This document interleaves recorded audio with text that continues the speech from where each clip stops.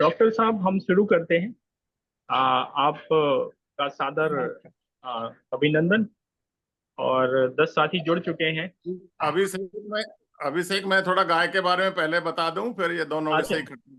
अच्छा, अच्छा। हाँ, पहले ब्रिगेडियर साहब बात रखेंगे। ब्रिगेडियर साहब, आप शुरू करिए। और फिर नालंगे जी। सभी को नमस्कार। सहकारिता सहकारिता आधारित गौपालन और पशुपालन, इस यह विषय। जी। बहुत अच्छा विषय है। एक्चुअली ये इसके डबल बेनिफिट है। सहकारिता है, तो है ही, लेकिन हमारी देसी गायों का दोबारा से उस स्टेज पे लाने का भी ये बहुत अच्छा स्कोप है।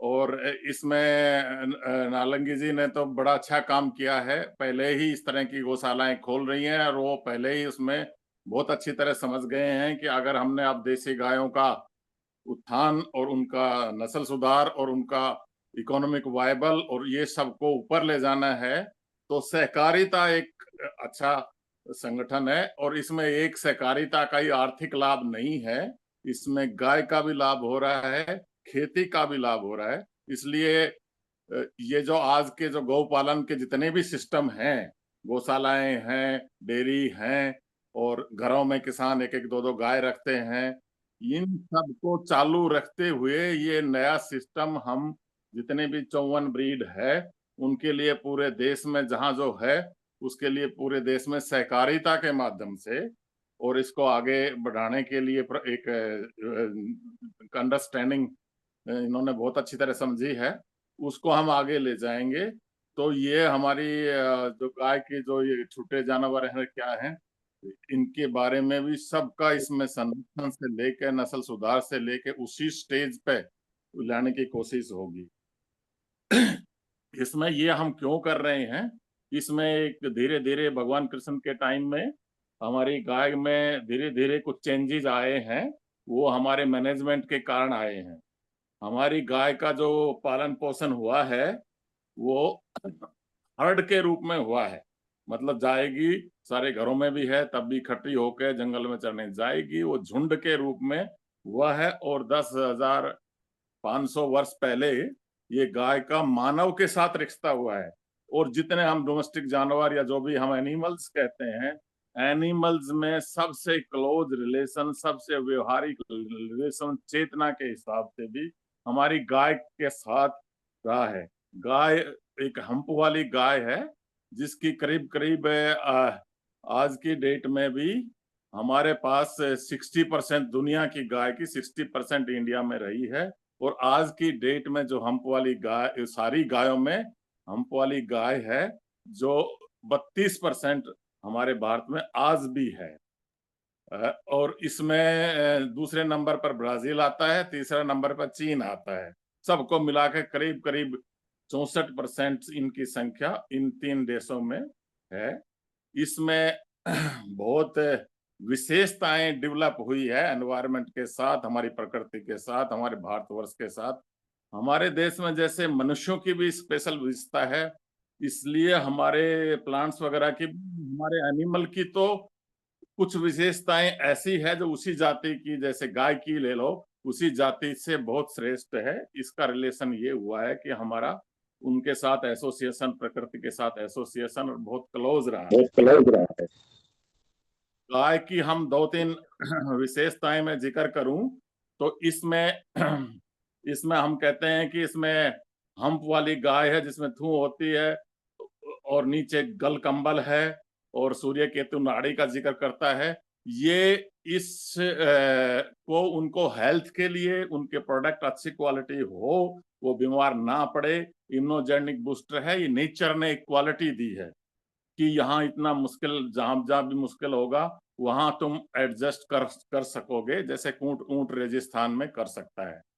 तो ये एक विशेषता इसी एरिया में हमारे भारतवर्ष में मैक्सिमम पाई जाती है।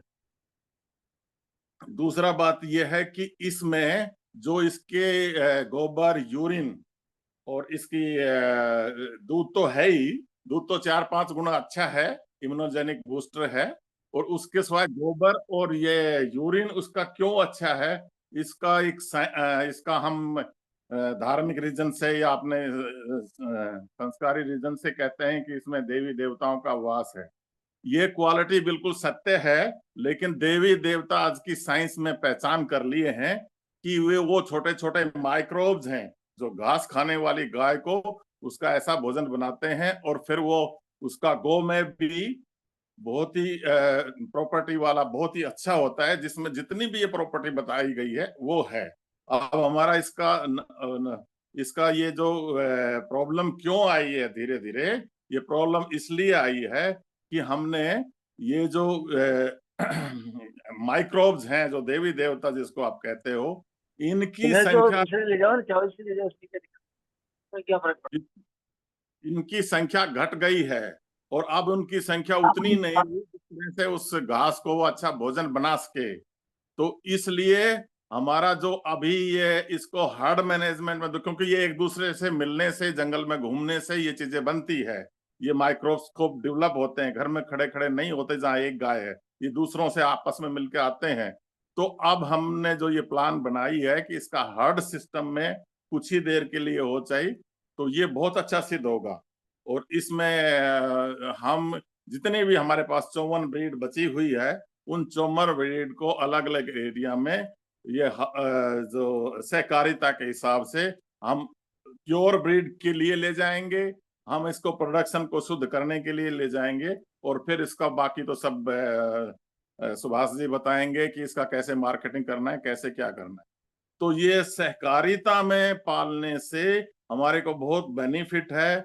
सहकारिता एक तो आपके पास आर्थिक है, दूसरा एक समाज की एकता है, और तीसरा इसमें खेती के लिए फायदेमंद होगा, इसका गोबर और यूरिन सब हो जाएगा। इसमें यूरिन में इसकी विशेषता ये है, मैंने खुद भी और बहुत बड़ा एनालाइज से पता किया है 5-6 जानवरों का, इसमें एंटीऑक्सीडेंट होते हैं जो बहुत ही एक किस्म का टॉनिक का काम करते हैं, लेकिन इनको फ्रेश रूप में ही लेना ज्यादा अच्छा रहता है।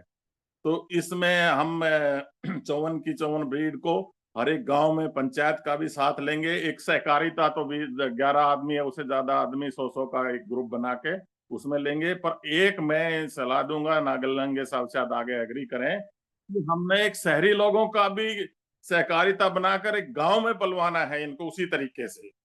और इनका क्योंकि इनिशियली जो छोटी छोटी ब्रीड है जो इकोनॉमिकल आज की डेट में है, उनको 1-2 साल लग सकते हैं, तो हम इनका दूसरे पशु या जो ज्यादा इकोनॉमिकल या नर्सरी टाइप का इस ग्रुप को एक दूसरा प्रोजेक्ट भी देंगे। तो इसको डबल वे में डेवलप करके ये हमारी गाय 54 की 54 ब्रीड को दोबारा से एस्टेब्लिश करने के बाद हमारे को वही प्रॉपर्टी मिलेगी जो पहले जो जिसको जिक्र है।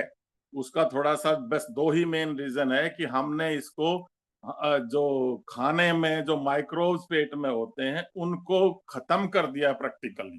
तो उनको खत्म होने से वो क्वालिटी डाउन हुई है, और उनको खत्म करने का मेन है कि हमारा खाना जो रासायनिक फीड कहते हैं ना, अपने लिए तो ध्यान दे लेते हैं, लेकिन वो फीड जो पेड़ का तना है उसमें ही तो वो रासायनिक होते हैं।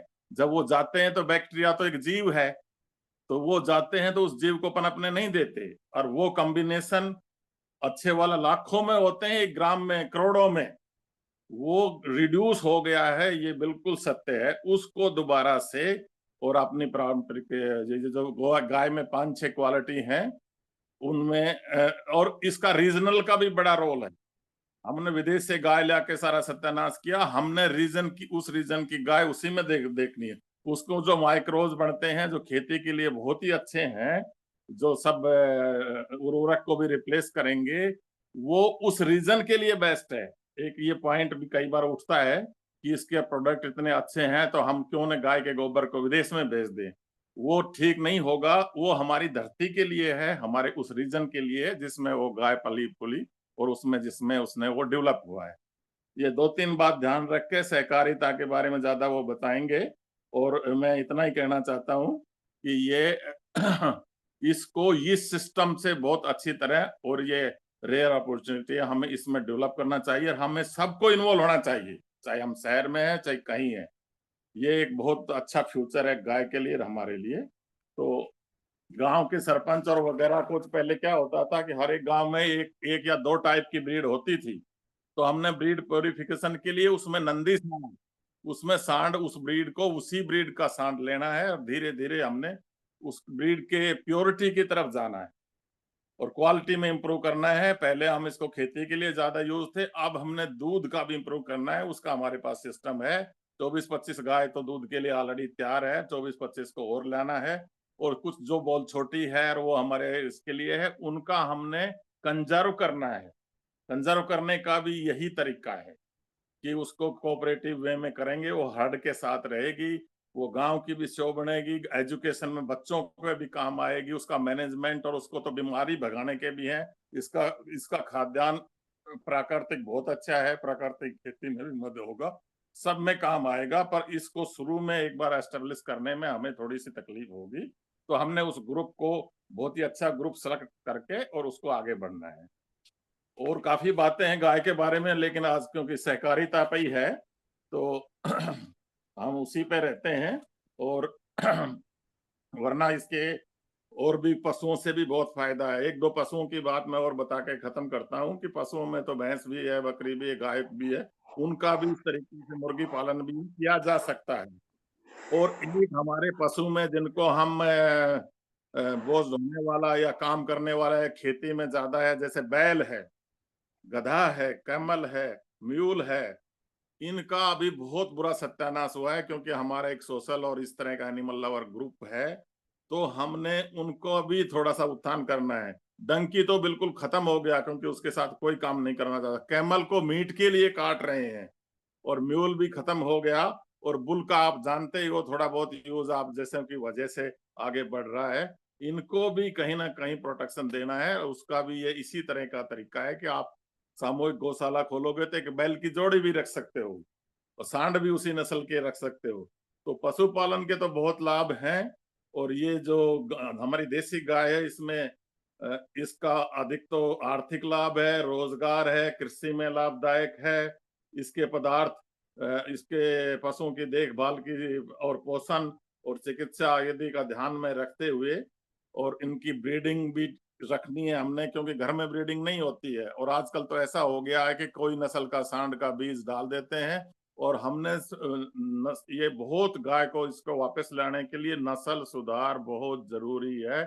जो गौशालाओं में भी प्रेमानंद जी सुन रहे हैं, तो हमने गौशालाओं में भी जितनी भी ब्रीड की नस्ल आपके पास है उनको छांट लीजिए। मेल, जितने मेल सड़क पे घूमने वाले हैं उनको बैल बनाइए, उनका भी पालन पोषण करिए। और ब्रीडिंग के लिए उस नस्ल का ही सांड स्पेशल रखिए, या जो भी करना चाहें।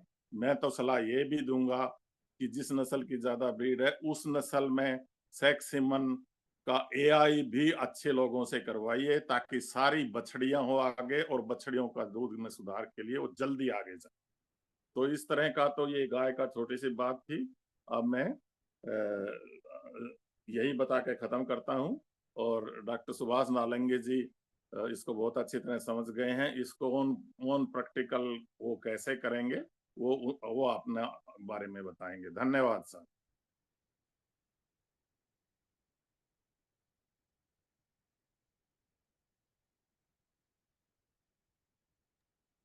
डॉक्टर सुभाष नालंगे जी।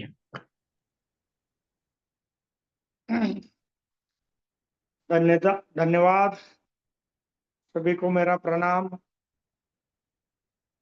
आज मैं महाराष्ट्र नागपुर से नागपुर कोऑपरेटिव में आया हूं और हम रात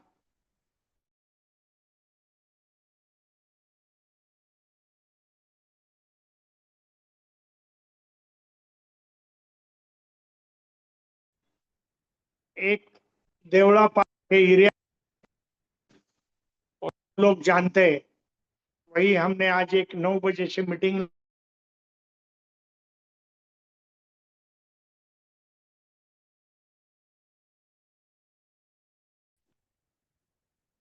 आज 12 बजे तक वहां मीटिंग, वो आज गो आधारित ही हमारा मीटिंग था।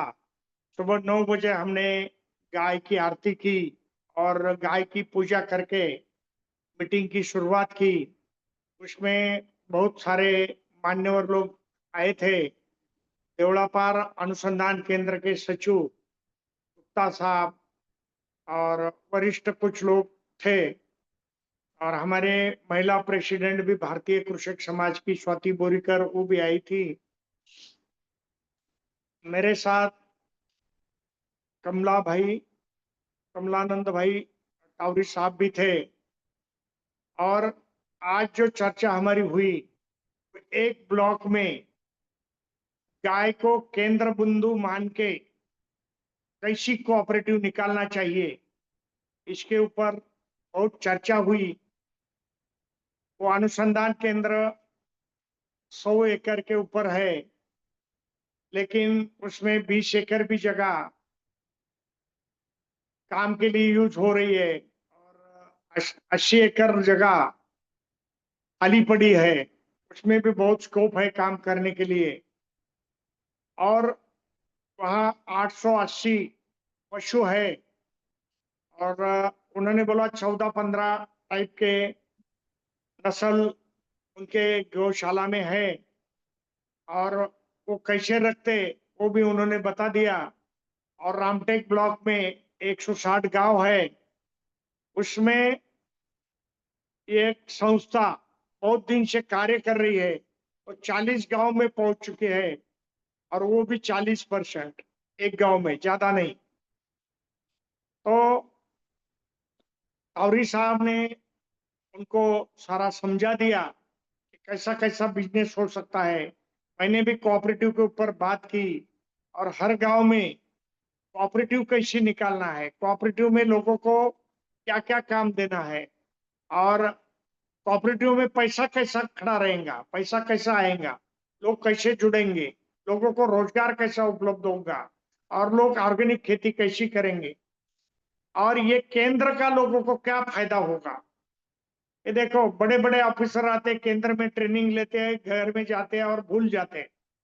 तो हमने तो उनको ऐसा सुझाव दिया कि आप पहले ब्लॉक के ही लोगों को बुलाओ, इनको ही ट्रेनिंग दो, हम यहाँ ट्रेनिंग देंगे कोऑपरेटिव का।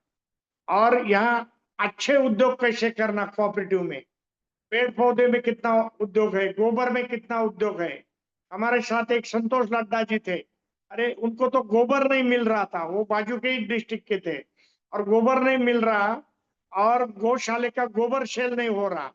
देखो दोनों के प्रॉब्लम कैसे कैसे थे, एकदम उल्टे थे। जिसको गोबर चाहिए उसको गोबर नहीं मिल रहा, और जो गौशाला है वो गोबर बेचने की बात कर रही है। गोबर का क्या करे, कैसा उपयोग करे, इससे पैसे कैसे कमाए। और हर आदमी गौशाला वाला बोलता है कि मेरे ऊपर लोन हो गया, मैं गौशाला नहीं संभाल पाता। और हम इनको कोऑपरेटिव का बोलने को लगते तो वो फिर उल्टी सुल्टी बातें करते, क्योंकि उनको कोऑपरेटिव क्या है ये समझ ही नहीं गया। एक्चुअली हमने वर्धा में एक कोऑपरेटिव बनाई है, गौशाला गौड़ाऊ गाय की, और उसमें जो हमारे 11 डायरेक्टर है और 100 सभासद बन रहे हैं। मुझे लगता है 40 सभासद हमारे फिक्स हो चुके हैं। अभी ये महीने में हमारी एक मीटिंग है, और उसमें हम 100 सभासद होने के बाद तुरंत उसका रजिस्ट्रेशन करके 1 से 11 लोगों का रजिस्ट्रेशन करेंगे। और वहां हमने गौड़ाऊ गाय और उसके साथ लाल कंदारी, राजा राम जी यादव साहब ने जो बताया कि आप 2 नस्ल की गाय करो, गौड़ाऊ के ऊपर मत काम करो, तो हमने तुरंत मंजूर कर दिया हमारे कोऑपरेटिव ने।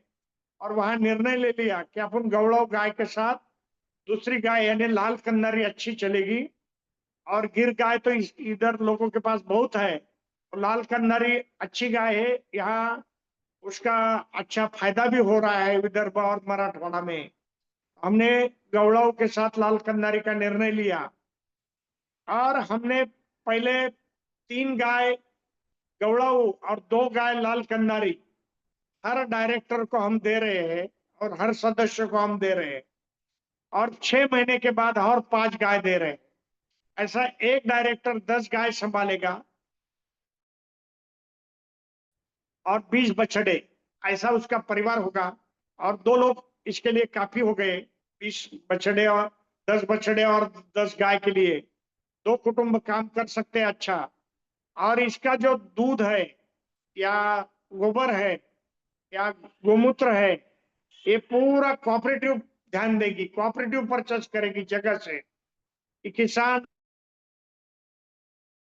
अपने गोठा जो रहेगा वही दूध रखेगा, वही गोबर रखेगा, वही गोमूत्र रखेगा, और हम कोऑपरेटिव दूध की बैंक बनाएंगे, गोबर की बैंक बनाएंगे और गोमूत्र की बैंक बनाएंगे, और ये सारा परचेस करके कोऑपरेटिव में लाके कोऑपरेटिव उसकी प्रोसेस करेंगी, और ये सारा जो रहेगा ये 15-20 किलोमीटर के अंदर ही रहेगा।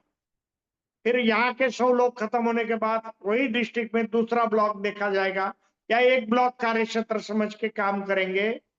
एक ब्लॉक में भी 15-20 किलोमीटर के एरी फेरी में हम काम करेंगे। ऐसा मॉडल हमने वर्धा में किया है, 15 अगस्त को उसका उद्घाटन किया है, और हमारे आज प्रोडक्ट बन रहे 5 प्रोडक्ट।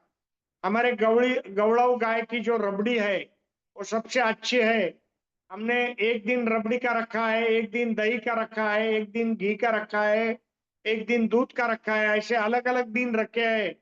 एक दिन हम ओनली छाछ बेचते हैं। तो ऐसा काम हम हमारे कोऑपरेटिव के द्वारा कर रहे हैं, और हमारे कोऑपरेटिव के चेयरमैन है वो 25 साल से गौड़ाऊ गाय के ऊपर काम कर रहे हैं। उनका नाम है नंदू। सब पूरा विदर्भ उनको जानता है, और विनोबा भावे आश्रम से वो कार्य करता है, वहां से बने हैं आश्रम से, वो बहुत दिन से जुड़े हैं, और उनका स्वभाव भी सब लोग जानते हैं, और वो गाय के ऊपर बहुत प्यार करके गाय को अच्छा तरह से डेवलप करके लोगों को मॉडल दिखा रहे हैं। उन्होंने अभी 5 एकड़ में ये मॉडल खड़ा कर दिया है, और उनको हमने चेयरमैन बना के वहां से हमने अभी हर 25 किलोमीटर के एरी फेरी में लोगों को बुला के वहां मीटिंग लेके और उनका सभासदत्व देने का कार्य चालू किया है। कोऑपरेटिव में हम गौशाला बनाएंगे, पर अलग अलग बनाएंगे। एक जगह ज्यादा गौवंश नहीं रखेंगे, अलग अलग रखेंगे, 1 किलोमीटर 2 किलोमीटर। ये हमारा एक मास्टर प्लान है, और वो सक्सेस मास्टर प्लान हमने किया है। ऐसा हमने बकरी के ऊपर भी किया है, महिष के ऊपर भी किया है, और अभी देशी गाय के ऊपर भी हम कर रहे हैं, और उसके साथ साथ 2 नस्ल हम पाल रहे हैं। और कोऑपरेटिव अगर कम हो गया तो कोऑपरेटिव फाइनेंस भी कुछ लोगों को जिनको जरूरत है उनको दे देंगी, और उनसे गोबर से गोमूत्र से और जो दूध मिलेगा उससे उसको आधा पैसा देके आधा पैसा लोन में जमा करके लेंगी, और वो परिवार का इतना ध्यान रखेगी कि पशु की हेल्थ, उसके परिवार की पूरा ध्यान ये कोऑपरेटिव करेंगी। कोऑपरेटिव के लोग जाएंगे, कोऑपरेटिव के डायरेक्टर जाएंगे, और कोऑपरेटिव के डॉक्टर्स जाएंगे, कोऑपरेटिव के एडवाइजर जाएंगे, और ये 100 लोगों को और 11 डायरेक्टर के परिवार को जो हमारा गाय का जो गोठा बनेगा उसके ऊपर हम रोज ध्यान देंगे। उसके लिए मोबाइल का भी ग्रुप है, कुछ जगह कैमरे भी लगाए हैं, और कुछ जगह चारे की व्यवस्था की है। कुछ डायरेक्टर लोग चारा भी बनाएंगे क्योंकि खेती बाड़ी वाले लोग हैं यहाँ। और नेपियर में अभी बहुत प्रकार है, नेपियर में जो सॉफ्ट प्रकार है वो लेटेस्ट आया है, और जिसको काटे है वो नेपियर नहीं लगाना चाहिए, पशु के लिए वो बहुत घातक है, प्लास्टिक जैसा, वो भी थोड़ा ध्यान देना चाहिए। नहीं तो कुछ लोग नेपियर नेपियर नेपियर करके कौन सा भी नेपियर लगाते, और वो पशु के लिए घातक है, उससे पशु को आजार हो रहे, बीमार हो रहे पशु, और फिर उसकी हेल्थ खराब हो रही है। ये भी देखना बहुत जरूरी है। कोऑपरेटिव का काम पैसे कमाना तो है, लेकिन लोगों की सेवा करना भी उतनी महत्वपूर्ण है। कोऑपरेटिव का काम सहकार्य करना है, जो लोग काम कर रहे हैं उनको मदद करे, उसको आगे लेके जाए, और कोऑपरेटिव को आगे बढ़ाए। कोऑपरेटिव बढ़ गई तो कोऑपरेटिव का भी प्रॉफिट सभी सभासदों को मिल जाता है। और ये जो कोऑपरेटिव है मल्टी टाइप की कोऑपरेटिव है, ये कोई भी काम कर सकती है। पशु के ऊपर काम कर सकती है, खेत के ऊपर काम कर सकती है, गोडाउन के ऊपर काम कर सकती है। यानी अगर गाय की भी कोऑपरेटिव हो, पर ये भी अलग अलग टाइप का काम कर सकती है। गाय में भी पूरा टाइम काम नहीं है, आधा ही टाइम काम है, तो ये लोग दूसरा भी काम बहुत कर सकते हैं। और गाय पशु हो गया, वैसा दूसरा भी पशु बकरी पालन भी कर सकते हैं, साथ साथ मुर्गी पालन भी कर सकते हैं। और नंदी भी रख सकते हैं, बैल की जो खेत काम आए। पर्यटन में बैलगाड़ी की भी हम यहाँ पर्यटक वालों को बैलगाड़ी में बैठ के भी हम पर्यटन करते हैं। कुछ जगह कि लोग बहुत बैलगाड़ी में पसंद करते हैं जाने में, वहां भी नंदी का उपयोग हो सकता है। और वहां से भी हमारे जो कोऑपरेटिव के लोग हैं, सदस्य है, ये पैसा कमा सकते हैं। पैसे कमाने के कोऑपरेटिव के लिए 250 से ज्यादा रास्ते हैं। और वो रास्ते कैसे हैं, हम हर कोऑपरेटिव हब परिसर जो जो एरिया है वहां से देखकर कोऑपरेटिव को समझा देते। हमारे बहुत सारे लोग हैं, मेरे महाराष्ट्र में 2000 से ज्यादा मेरे एडवाइजर है कि मुझे हर डिस्ट्रिक्ट में क्या चल रहा है, कैसा हो रहा है, इनकी जानकारी देते। क्योंकि मैं महाराष्ट्र में भारतीय कृषक समाज का प्रेसिडेंट हूँ। 36 जिले में मेरा नेटवर्क है और 36 जिले की जानकारी रोज मुझे रात को सोने के पहले मिल जाती है। और मैं राष्ट्रीय अध्यक्ष डॉक्टर कृष्णवीर चौधरी दिल्ली में रहते, उनको मैं रिपोर्ट कर देता हूँ कि महाराष्ट्र में गढ़चिरौली में ये हो गया, मुंबई में ऐसा हो गया, जलगांव में इतनी प्रगति है, नागपुर में लोग का क्या काम कर रहे हैं, ऐसी जानकारी हम देते। तो वही लोग हमारे कोऑपरेटिव के ऊपर भी ध्यान दे रहे हैं। और महाराष्ट्र स्टेट कोऑपरेटिव भी मैंने बनाई है। स्टेट कोऑपरेटिव डिस्ट्रिक्ट कोऑपरेटिव के ऊपर ध्यान दे रही है, डिस्ट्रिक्ट कोऑपरेटिव ब्लॉक के ऊपर ध्यान रही है, और ब्लॉक कोऑपरेटिव गांव के तरफ जा रही है। तो ब्लॉक कोऑपरेटिव हमारे लिए बहुत महत्वपूर्ण है, क्योंकि एक ब्लॉक में 100 से 150 गांव है, और एक ब्लॉक में कम से कम हमें 50-50 कोऑपरेटिव चाहिए। और कोऑपरेटिव के लिए बिजनेस हमारे पास रेडी है। हम नर्सरी का एक बिजनेस कर सकते हैं, गाय का एक बिजनेस कर सकते हैं, गोबर का बिजनेस कर सकते हैं, गोमूत्र का बिजनेस कर सकते हैं, दूध का बिजनेस कर सकते हैं। और पशु भी अच्छे तरह से पालकर दूसरे कोऑपरेटिव को भी अच्छे पशु दे सकते हैं। अगर 10 पशु है और 10 बछड़े हैं, तो उस बछड़े से दूसरे कोऑपरेटिव को भी अच्छे बछड़े या अच्छी गाय हम दे सकते हैं।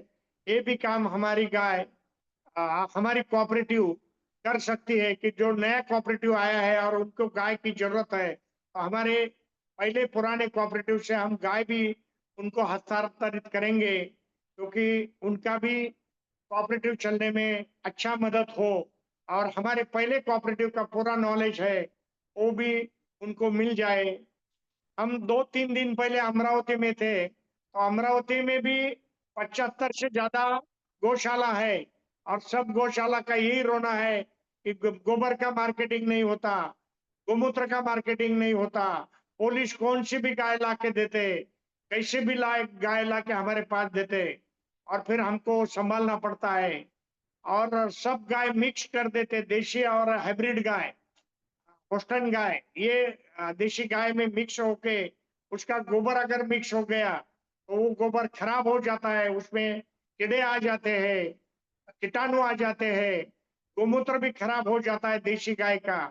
तो हमने बहुत गौशाला को बताया है कि आप कोऑपरेटिव के माध्यम से काम करो, और सिखाया है।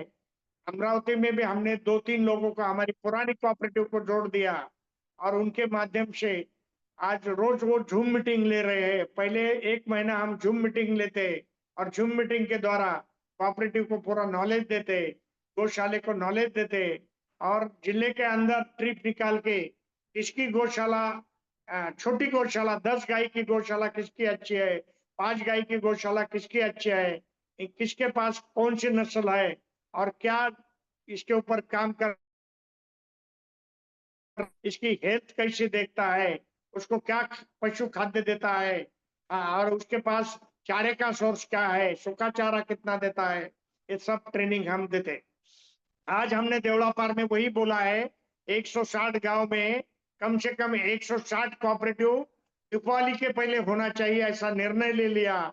उनके सचिव ने तुरंत मीटिंग लगाया, हम आने के बाद 6 बजे तक उन्होंने मीटिंग लिया और मुझे 7 बजे उनका फोन आया कि सुभाष जी हम 8 बजे आपको सुबह नागपुर में मिलेंगे, क्योंकि मैंने प्रोग्राम दिया था कि हम 8 बजे नागपुर छोड़ने वाले हैं, वर्धा में चले जाएंगे और वर्धा जाके वर्धा में 3 बजे तक रहेंगे और 3 बजे के बाद हम बैतूल चले जाएंगे, क्योंकि बैतूल में हमें एक नेशनल कोऑपरेटिव के लिए, ये मध्य प्रदेश के लिए एक अच्छा आदमी मिल रहा है कि जिनकी 4 कोऑपरेटिव है भारत में और उससे 16,000 से ज्यादा सदस्य उनसे बने हैं। एक एक कोऑपरेटिव में 6-6 हजार सदस्य है और उनकी कोऑपरेटिव मैं देख चुका हूँ। कल वो नेशनल कोऑपरेटिव में आना चाहते, तो उन्होंने एक 2.5 एकड़ का मॉडल बनाया है और वो देखने हम कल टावरी साहब के साथ बैतूल जा रहे हैं रात को 8 बजे और बैतूल से परसों हम निकलेंगे वृंदावन के लिए और वृंदावन में हम 2 दिन रहेंगे और 15 तारीख से वृंदावन को रात को 9:30 निकलेंगे, तो देहरादून दूसरे दिन 6 बजे पहुंच जाएंगे और मसूरी के कार्यक्रम के लिए हम 3 दिन के लिए मसूरी जा रहे हैं। वहाँ 3 दिन का कार्यक्रम अटेंड करके फिर हम 3 दिन देहरादून से उत्तराखंड की कोऑपरेटिव देखेंगे। उत्तराखंड की कोऑपरेटिव और महाराष्ट्र की कोऑपरेटिव कैसा करोड़ों रुपए का बिजनेस करेंगी, इसका मैंने एक प्लान बनाया है। उत्तराखंड का राजमा अगर महाराष्ट्र में आ गया तो 1000 करोड़ का बिजनेस ओनली राजमा का है। ऐसे बहुत उत्तराखंड में प्रोडक्शन है कि जो महाराष्ट्र में लाया तो उसके पैसे महाराष्ट्र कोऑपरेटिव करके उत्तराखंड में भेज सकती है। महाराष्ट्र की मेरी जो 25 कोऑपरेटिव है उनके पास 5-5 लाख रुपए तक पैसे रेडी है और 50 लाख तैयार करने की उनकी तैयारी है। अभी सभी कोऑपरेटिव पेड़ पौधे, गोबर, गौशाला और गोमूत्र, इसका बिजनेस हम बेसिक स्टार्ट कर रहे हैं। बीज उत्पादन का बिजनेस हम स्टार्ट किया है। 200 एकड़ से ज्यादा हमने तुअर का प्लांटेशन किया है और बीज उत्पादन हम अगले साल के लिए कर रहे हैं। अभी गेहूं और चना और सरसों का भी 1000 एकड़ का प्लांटेशन महाराष्ट्र में हम कोऑपरेटिव द्वारा कर रहे हैं और 1000 एकड़ के लिए हम जो खाद लगेंगे वो हम गौशाला और जो गांव की कोऑपरेटिव है उनसे ही लेंगे और हम 1000 एकड़ अगले साल के लिए गेहूं का बीज पैदा करने का निर्णय हमने आज लिया है। हमने देवलापार में 160 गांव में आज एक निर्णय लिया है कि हम 1000 एकड़ गेहूं गोबर के ऊपर, गांडूल खत के ऊपर हम कर रहे हैं। ये निर्णय हमने लिया और हम अयोध्या से उसका बीज भी मंगा रहे हैं और उसका प्लानिंग हम कर रहे हैं और पशु को चालना देना कोऑपरेटिव के माध्यम से ये हमारा पहला कर्तव्य रहेगा। पशु नहीं रहेगा तो खेत नहीं रहेगा, खेत नहीं रहेगा तो लोग शहर में आके बैठेंगे और शहर के लोग हैं वो काम नहीं कर रहे विलेज में। हमने उनको भी बोला है अगर हमसे बात करना है शहर में तो आपको 1 से 10 गाय परचेस करके आपके गांव के भाई है, मित्र है, रिलेटिव है, उनके पास आपको 1 गाय नहीं 10-10 गाय रखना है। ये आपकी जिम्मेदारी रहेगी। ऐसा मैंने कम से कम 500 लोगों को बोला है जो पुणे में रहते, नागपुर में रहते, नासिक में रहते, क्योंकि महाराष्ट्र में कम से कम मैं 500 लोगों का सलाहकार हूँ और उनको रोज प्रॉब्लम आते हैं तो वो वही सवाल करते हैं कि हमारा प्रॉब्लम छोड़ो। हम बोलते कम से कम आपने 10 गाय संभालना चाहिए और गांव में जो बेकार है उनको गाय दे के देना चाहिए और गाय का संगोपन करना चाहिए और गांव से आप दूध नहीं मांगते, छाछ नहीं मांगते तो घी मांग सकते और दही और छाछ वो गांव में बेचेगा और आपको आधा घी देगा, आधा वो खाएगा। ऐसा भी काम हो गया तो आपका बहुत पैसा बच जाएगा और आपके गाय का घी आपको मिलेगा। तो इसके लिए मेरे पास अभी 60 लोग मंजूर हो गए हैं और गांव में अपने भाई को, रिलेटिव को गाय देने के लिए तैयार है। वर्धा में हम वही पैटर्न चला रहे हैं कि जो सिटी में रहेगा वो गांव में अपनी गाय लेके देगा और उसका नाम रहेगा। वहाँ एक बोर्ड भी लगा देंगे कि ये इनकी इनकी गाय है और इन्होंने इनको इनको इतने साल के लिए दी है और इसका जो अर्निंग रहेगा वो आधा आधा रहेगा। ये सारा पारदर्शक काम हम कर रहे हैं। धन्यवाद।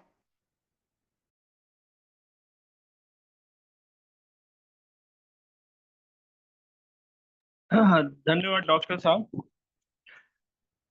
तो अभी इस विषय पर कोऑपरेटिव आधारित गौशाला विषय पर जिन साथियों को भी अपने प्रश्न पूछने हैं वो अपना हैंड रेस कर सकते हैं या चैट बॉक्स में लिख सकते हैं। जो नए साथी पहली बार जुड़े हुए हैं वो अपना नंबर चैट बॉक्स में डाल दें ताकि उनको हम सूचनाएं दे सकें। और सभी साथी अपना जो है जो भी प्रश्न है वो चैट बॉक्स में लिख के या हैंड रेस करके पूछ सकते हैं। तो ब्रिगेडियर साहब भी हमारे बीच में हैं और डॉक्टर सुभाष नालंगे भी। उनका जो प्रश्न उनसे जो प्रश्न करना है आप प्रश्न करिए। मेरा पहला प्रश्न है ब्रिगेडियर साहब से भी और डॉक्टर नालंगे साहब से भी। जो कोऑपरेटिव आधारित पशुपालन गौपालन का ये जो मॉडल इस पे आज बात हो रही है, इसमें अर्बन और रूरल कनेक्ट के लिए क्या क्या चीजें जरूरी हैं।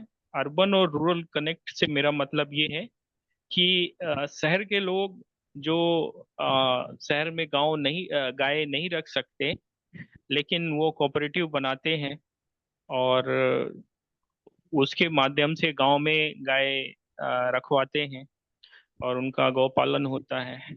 या फिर गांव के लोग जो गांव में ही रह के कोऑपरेटिव बनाते हैं और उसमें मिलकर गाय पालते हैं। और वो तो या फिर शहर के लोग गांव के लोगों के माध्यम से गाय पलवाते हैं और शहर को दूध मंगवाते हैं। तो ये जो परमुटेशन कॉम्बिनेशन बन रहा है दो तीन तरीकों का, इसमें क्या कहीं पर कुछ काम हुआ है, और अगर हुआ है तो उसकी सफलता और विफलताएं क्या क्या रही, बस ये जानना है मुझे ब्रिगेडियर साहब से और सुभाष नलंगे जी से। पहले इसके मैं ऊपर बोलिए सर पहले मैं बोलिए। जवाब दे दूं, फिर आप तो लंबा बोलोगे। जी बोलिए ब्रिगेडियर जी, साहब। काम भी हुआ है। और ये अभी तक इसमें काम ऐसे हुआ है कि हमने एक स्कीम बनाई। एक स्कीम काफी जो गाय के प्रेमी हैं, जिसमें काफी साधु संत और इस तरह के बात करते हैं, तो हमने ये देखा है कि जो गोपालन का नॉर्मल सिस्टम है किसान के खेत में, और नॉर्मल गौशालाएं, और ये जो गौशालाएं हमारी जो सेवा के लिए बनी है, छोटे जानवर के लिए इधर उधर छोड़ देते हैं, तो फिर उनसे वो सार्वजनिक रूप से पालन करते हैं। तो इसका एक विकल्प लार्ज स्केल पे ये सहमति हुई है लोगों में, जो ग्रुप भी कर सकता है, कि हम क्यों न एक सामूहिक गौशालाएं खोलें। गौशालाएं खोलने का, चाहिए वो शहर से 50 किलोमीटर दूर हो, 50 के वो गांव में खोलें। ये कोऑपरेटिव अब इसमें जोड़ा जा रहा है। सामूहिक का मतलब यह है कि 10 लोग एक टाइप के आदमी हैं, वो लीज पे गांव में जमीन लेके, हाँ ये टाइप की कौन सी होगी, हाँ गांव में चारा अवेलेबल है, गांव में उसका खाद वगैरह सब वहीं यूज हो जाएगा, पानी अवेलेबल है, और केवल दूध जाना है उनके ही घरों में। और इसमें हमने ये भी नहीं किया है कि वो सबका 11,000 के मेंबर बना के इस तरह हो। अपनी कैपेसिटी के अनुसार अपना योगदान दें, और जो प्रॉफिट होगा, जो शेयर होगा, वो उसी तरह बढ़ता रहेगा। सबने मिलके करना है। कुछ तो ऐसे भी आए हैं कि ठीक है मैं सिस्टम से करूंगा, पर मैं अपने परिवार वालों के साथ, या मैं अकेला भी कर सकता हूँ। तो मेरी सलाह ये है कि उनको गांव में इसलिए कि ताकि ये जो गोपालन का सही रास्ता गाँव, शहर नहीं है ऐसा, बस केवल दूध जाना है, सारी चीजें फ्री में मिलेगी। और वो गांव शहर का एनवायरनमेंट भी गायों के लिए ठीक नहीं है। तो ऐसा सिस्टम दो तीन जगह तो ये है। पूरे गांव ने एक गौशाला बनाई है, दो तीन गौशाला के भी एग्जाम्पल हैं। वो क्या करते हैं कि गाय सारी अलग अलग ब्रीड की इस तरह इकट्ठे, वो हमने कोशिश की अलग अलग ब्रीड बनाने की ताकि उनकी ब्रीडिंग से वो ब्रीड इंप्रूवमेंट भी हो। में हमने उनको मार्क करके बता दिया है कि भाई ये ब्रीड के लिए ये सांड भी रख, तो उनका उसी सांड से होगा तो वो एक नस्ल सुधार का भी होगा। वो महेंद्रगढ़ के पास तीन बड़ी 5,000 की गौशाला है। उस और भी गांव का इतना इंटरेस्ट हो गया है कि स्कूल से बच्चे से लेके औरतें सब अपना अपना काम करती है। कोई 4-5 सुनते हैं, फिर उनके साथ ही अभी कांटेक्ट हो गया है। जैसे कल वो आप हमसे डिस्कस कर रहा था, वो वहीं गोबर गैस प्लांट या लार्ज स्केल पे ना कर वो अपना कार्य करते हैं। तो हमारी गाय गौशाला वो हो गई है, इम्प्रूव हो गई है। और सबसे बड़ा काम तो ये अथमेड़ा में हुआ है, जैसे शायद आप सब जानते होंगे, बड़ी गौशाला है 1.5 लाख से भी 16-17 को डिवाइड करके ब्रीड किया गया है। जैसे मेल उनका काम कर सामूहिक का ये हो सकता है। इसमें आप लोग बल्कि और इनकरेज घर वालों को, चाहे वो कोऑपरेटिव में आए, चाहे वो सामूहिक रूप में आए, और इसमें गांव को, जैसे इस गांव में जैसे नाले गांव छोड़े, गावलाऊ का है, और उधर उत्तराखंड में भी वो कोशिश कर रहे हैं बद्री का। तो हम उसमें जो गांव की तरफ से हम चाहते हैं कि उसमें उसी नस्ल के सांड वो पाले गांव में, ताकि हमारा जो है ना वो नस्ल सुधार का भी साथ साथ चलता रहे। ऐसा हो सकता है, ऐसा हो रहा है। और इसमें ज्यादा करने की, हमें जितने भी छोटे जानवर हैं मेल, जो ज्यादा ब्रीडिंग वही क्योंकि वो फ्री है, तो उसमें जो दूध देने वाली क्वालिटी के मेल करते हैं, ये हमारी नस्ल और बिगड़ रही है।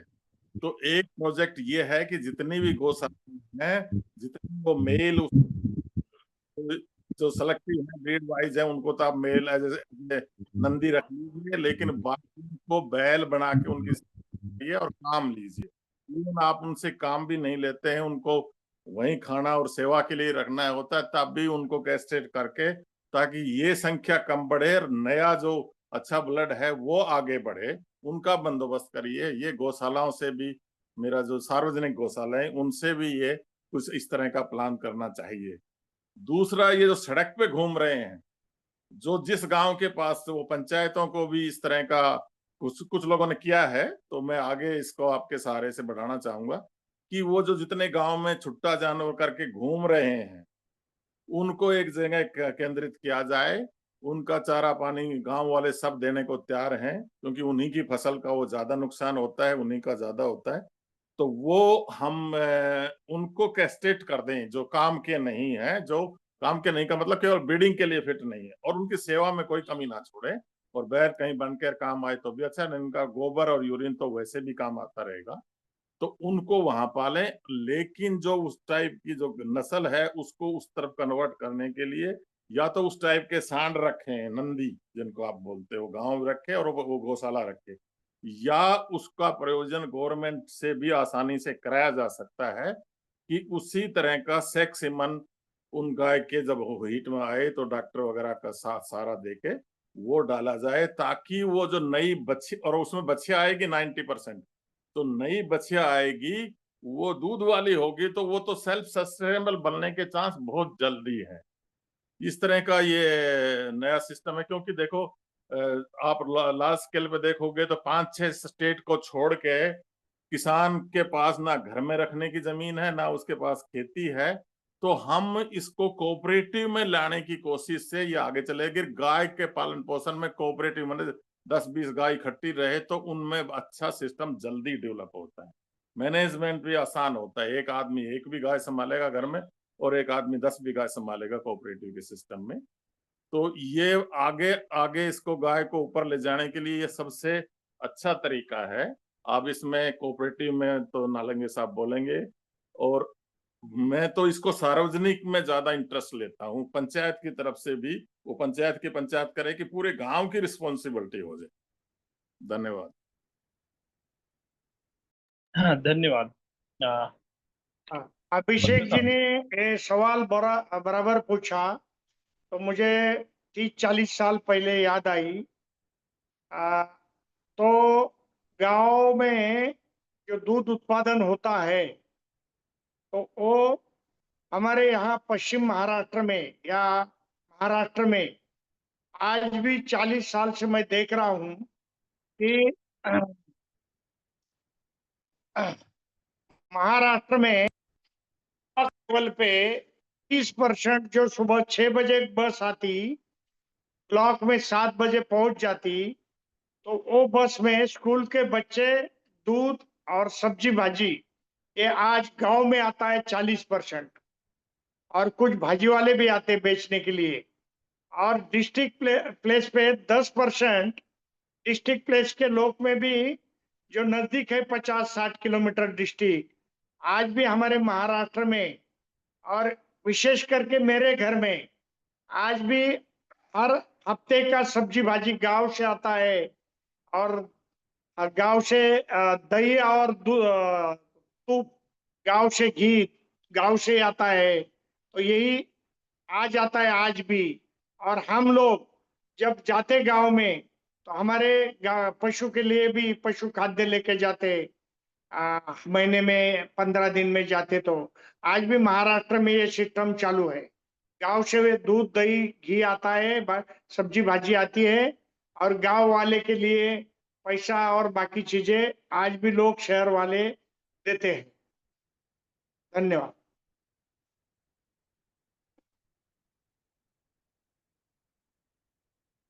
धन्यवाद डॉक्टर साहब। अन्य साथी अपना प्रश्न पूछ सकते हैं। मैं बारी बारी से नाम ले लेता हूँ। आचार्य विजय कार्यकर जी, अलका ईरानी दीदी, सचिन पाटिल जी, बलदेव राज सूद जी, भास्कर पाटिल जी, ब्रजेश कुमार प्रसाद जी बलिया से, दीपक अग्रवाल जी, देवदत्त गंगवार जी, गोपाल प्रसाद जी, जीवन चंद्र उपेती जी, जीवेश पांडे जी, मदन लाल जी हिमाचल से, मदन मोहन जी, महेश्वरी पांडे जी। कोई भी अपने को अनम्यूट करके हैंड रेज करके प्रश्न पूछ सकता है। बाकी साथियों को मदन मोहन जी पूछिए। हाँ जी, नमस्कार जी। मैं कह रहा था, यदि हम अपने कोऑपरेटिव सिस्टम को जमींदारी सिस्टम और से कंपेयर करें, तो जमींदारी सिस्टम में और कोऑपरेटिव में फर्क क्या रहेगा?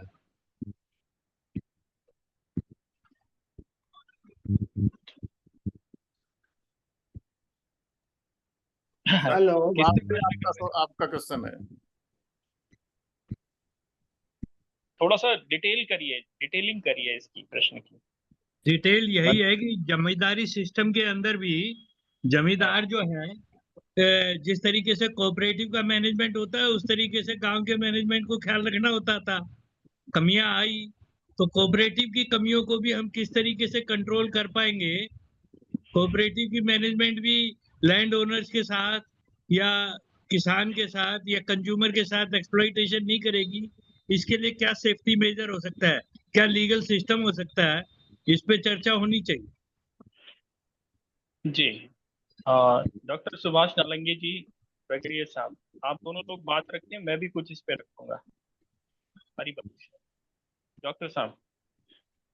हम तो महाराष्ट्र में अभी जमीन की कोऑपरेटिव भी बना रहे। 5 एकड़ वाले, 1 एकड़ वाले, 2 एकड़ वाले, 10 एकड़ वाले, 25 एकड़ वाले, और इनकी सभी की कोऑपरेटिव बना के हम उत्पादन भी ले रहे हैं। और उत्पादन लेके कोऑपरेटिव का सारा माल गोडाउन में रख के उसके ऊपर प्रोसेस करके उसका मार्केटिंग भी कर रहे हैं महाराष्ट्र में। लेकिन सर क्या बोल रहे हैं वो समझ में नहीं आ रहा। कोऑपरेटिव एक्चुअली एग्रीकल्चर के ऊपर भी ज्यादा काम करती है, खेती के ऊपर भी ज्यादा काम करती है कोऑपरेटिव।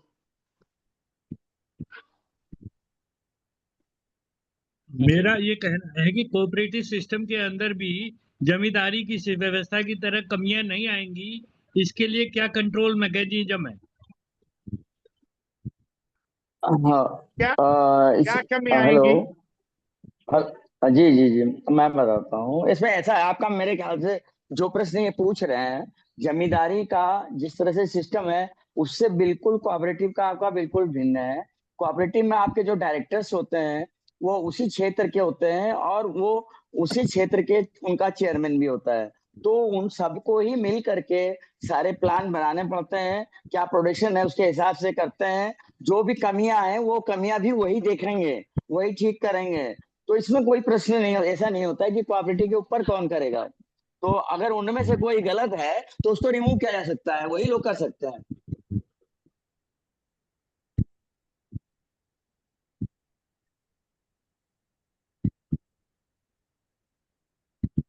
जी ब्रिगेडियर साहब। नहीं, ये कोऑपरेटिव तो जो जो सिस्टम है सहकारिता, वो तो एक ग्रुप ऑफ पीपल है।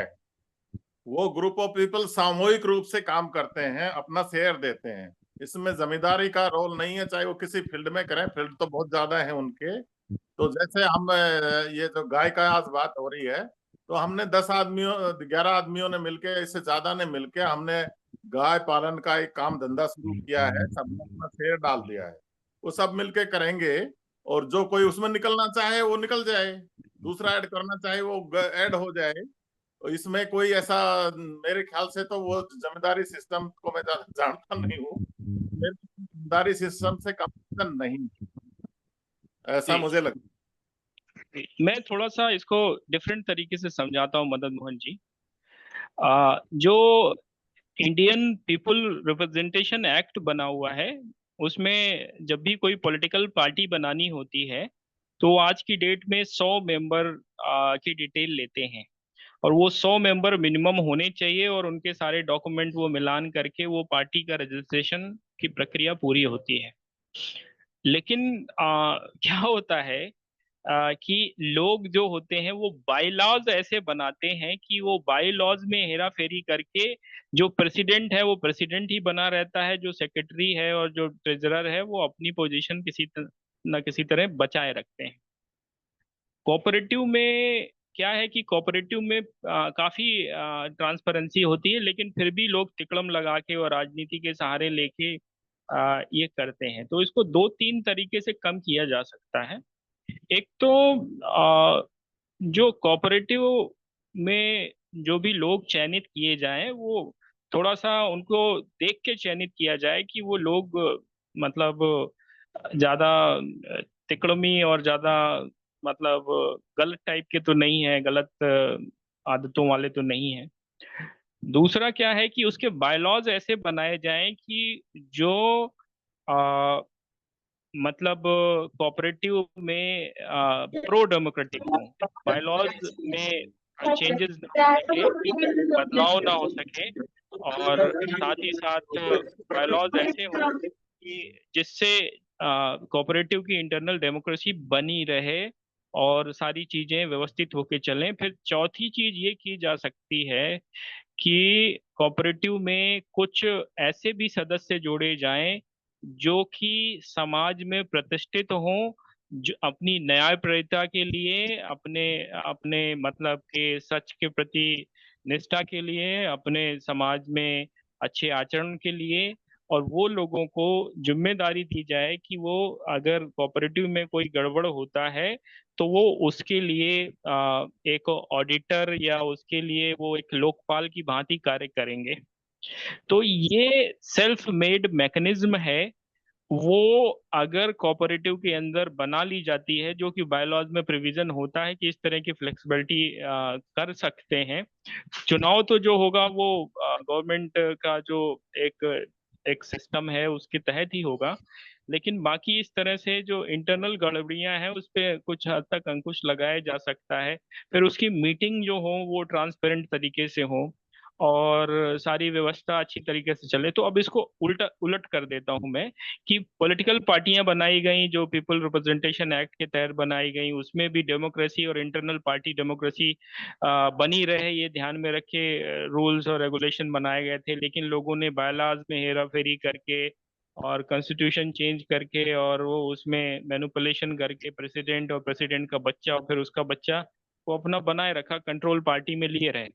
और इस तरह से पार्टियों में कुछ लोगों और कुछ परिवारों ने कब्जा कर लिया और पूरे देश में एक ये पैटर्न चल पड़ा कि वो जो पार्टी तंत्र है और जो पार्टियां हैं वो कुछ ही लोगों द्वारा एक प्रोपराइटर फर्म या प्राइवेट लिमिटेड फर्म की तरह कंट्रोल होती, नियंत्रित होती हैं। लेकिन देश में कुछ ऐसी भी पार्टियां थी और हैं जो कि डेमोक्रेसी और डेमोक्रेटिक फंक्शनैलिटी और डेमोक्रेटिक जो रूल्स हैं उनको फॉलो करती हैं और चलने पे उसकी कोशिश करती हैं। तो वो भी हैं। और ऐसे ही कोऑपरेटिव भी हैं जो कि अच्छे तरीके से काम कर रही हैं, व्यवस्थित तरीके से काम कर रही हैं, लफड़े झगड़े कम हैं, सक्सेस मॉडल सभी के सामने हैं, आप इंटरनेट पे सर्च कर लीजिए मिल जाएंगे। और जो गड़बड़ तरीके से करती हैं उनके भी हजारों एग्जाम्पल भरे पड़े हैं। तो अंत में जो बात आती है वो व्यक्तियों पे आती है कि वो जो उसमें जुड़े हुए व्यक्ति थे वो किस स्तर के थे, वो किस सोच के थे और उनका वैल्यू सिस्टम क्या था। मुझे लगता है कि आप बात समझ गए होंगे। नहीं, बात आपकी वही आई है कि चरित्र निर्माण जरूरी है।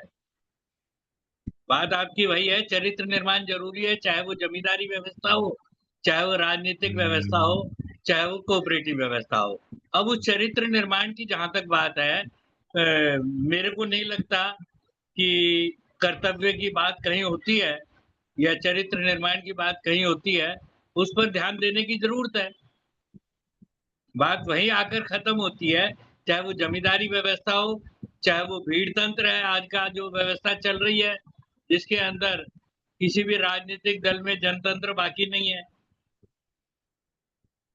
जी। और चाहे वो ये कोऑपरेटिव है, कोऑपरेटिव के अंदर भी मदन मोहन जी, मैनेजमेंट जो है समस्या उसने कुछ लोगों हमने को और हम देती है लोगों में है। benefit। वो यही बात मैं बताने की कोशिश कर रहा हूँ। सिस्टम खराब लोगों ने किया है और लोगों ने ही अच्छा सिस्टम भी बनाया और सिस्टम तैयार किया। और लोगों ने ही खराब किया और लोग ही खराब कर रहे हैं और लोग ही बना रहे हैं। तो समस्या ये गोल गोल वाली है। इसको समझने के लिए इसमें काम भी करना पड़ेगा, इसको बेहतर बनाना भी पड़ेगा और इसमें अपने में भी सुधार लाना पड़ेगा और व्यवस्था में भी सुधार लाना पड़ेगा। तो ये एक मल्टी फेज और मल्टी डायमेंशनल एफर्ट की जरूरत है जिसका प्रयास इ- माध्यम से इसी करने की आपकी बात का ही समर्थन करते हुए जवाब इसी इसका कोई इसीलिए नहीं हम है। जो है यूजुअली महात्मा गांधी जी के चरित्र निर्माण की बात करते हैं, स्वराज की। हो सकता है समय अनुकूल आएगा तो उस पर चर्चा आगे होगी। ठीक है, धन्यवाद। महात्मा गांधी ने किया और महात्मा गांधी से पहले भी हजारों हजार साल बहुत सारे लोगों ने किया और महात्मा गांधी के बाद भी लोगों ने किया। तो चरित्र निर्माण की बात मदन मोहन जी भी कर सकते हैं और उसमें काम कर सकते हैं, हम भी कर सकते हैं, आप भी कर सकते हैं। ये तो खुला क्षेत्र है। इस पे तो सभी लोगों को काम करना चाहिए और लोगों को, समाज को अच्छे दिशा में ले जाने का प्रयास करना चाहिए और वही ये प्रयास। ठीक है, हमारी शुभकामनाएं आप सबके साथ है कि आप अधिक से अधिक जल्दी से जल्दी सफल हो। और मेरे को शुभकामनाओं से नहीं जहाँ काम तक बात चलेगा, है, इस पर आजाद आपको भारत में मिलकर काम महात्मा चलेगा। गांधी जी के धन्यवाद। बाद ऐसा प्रोफेसर कोई योगेंद्र नाम जो यादव। है, प्रयास कईयों ने किए, लेकिन व्यवस्था विपरीत दिशा में ही चलती रही है। अब देखो, समय अनुकूल आएगा तो जल्दी ही कुछ होगा। हाँ जी जी बिल्कुल। प्रोफेसर योगेंद्र यादव जी आप।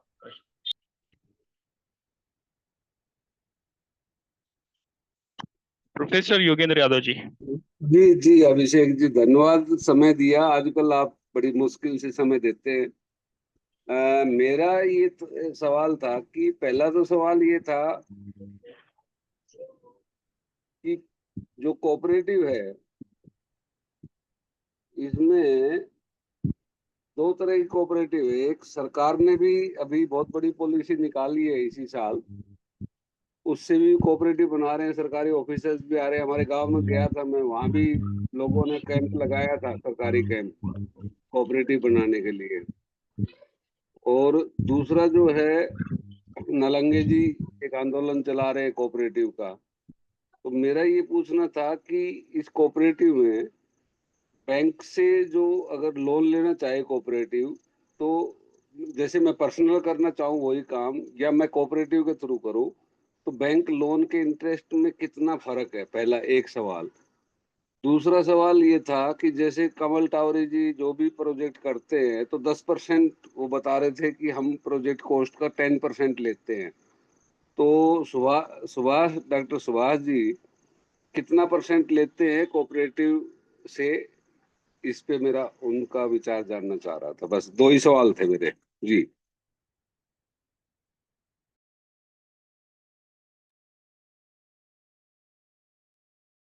अभी तो कोऑपरेटिव का संगठन का काम चालू है।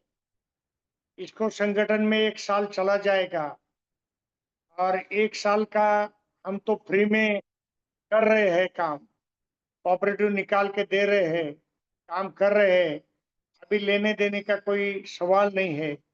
अगर कोऑपरेटिव अच्छा बिजनेस करती है, कोऑपरेटिव को अच्छा प्रॉफिट होता है, तो बाद में लेने देने का सवाल आएगा। पहले कोऑपरेटिव होने दो, अच्छा काम होने दो, और अच्छा काम होने के बाद देख लो आप कि काम कैसा होता है। मैं 2 साल से कोऑपरेटिव का काम महाराष्ट्र में कर रहा हूँ। मुझे तो आज 25 जिले में जो लोग, मैं सबको बोलता आप चेयरमैन बनो, तो नहीं बोलते सर इनको बनाओ, इनको बनाओ, इनको बनाओ। और जो लोग काम कर रहे हैं अच्छा तन मन धन देके, तो यहाँ देने लेने का कोई सवाल नहीं है। कोई भी काम पहले झाड़ लग जाता है तो तुरंत उसको फल नहीं आते, 4-5 साल रुकना पड़ता है। तो अपन कम से कम 1-2 साल तो रुकेंगे, पहले इसको बढ़ाएंगे, फिर देखेंगे।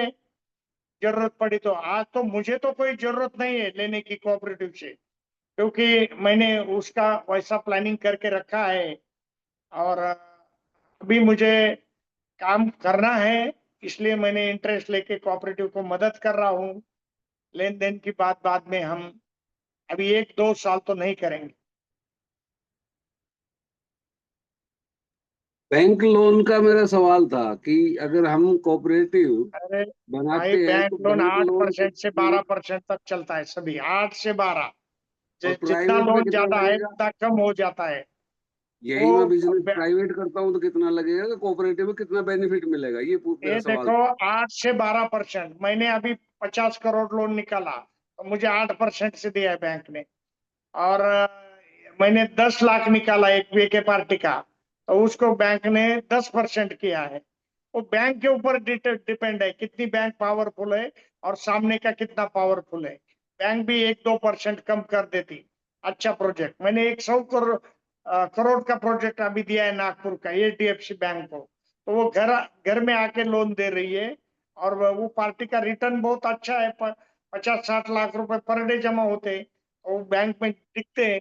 ये अपने ऊपर नहीं रहता, अपना व्यवहार कैसा है उसके ऊपर बैंक ये कर देती सहूलत। न लगे और जी, बहुत कॉपरेट स्पष्ट मेरा सवाल है कि मैं यही काम, दूध का काम मैं पर्सनल करता हूँ तो मेरे को कितना परसेंट लगता है, कोऑपरेटिव करूंगा तो 8 से कितना 10% रिबेट? लगना चाहिए, 8 से 10%। कोऑपरेटिव में कितना रिबेट मिलेगा मेरे को, सीधा सवाल है मेरा, उसका जवाब दो ना।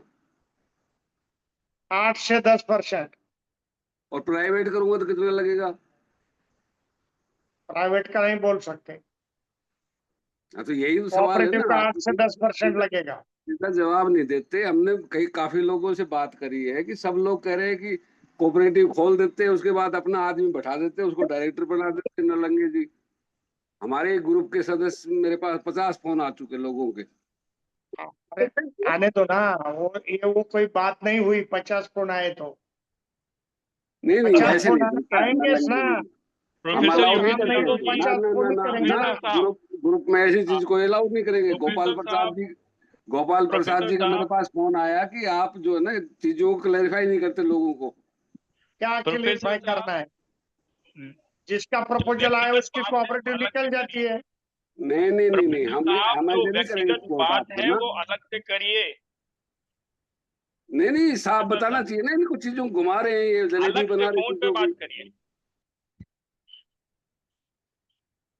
शशांक जी,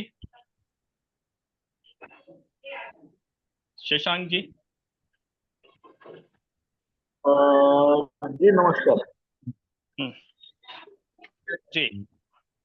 नहीं, ये दिक्कत है कि साला मेरा हम्म, सवाल कुछ नहीं है,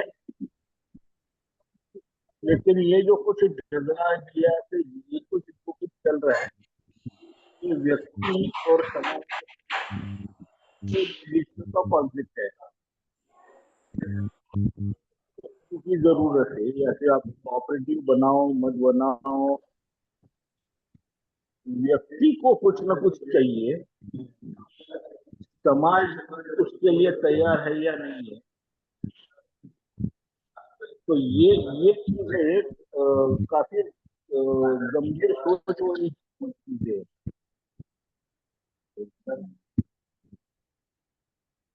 कोऑपरेटिव बनाना, कोऑपरेटिव बनाएंगे तो क्या करेंगे? तो हम लोग जो जुड़ने के लिए सोच रहे हैं, लेकिन आज समाज में अगर देखा जाए तो कुटुंब व्यवस्था भी बिखर रही है।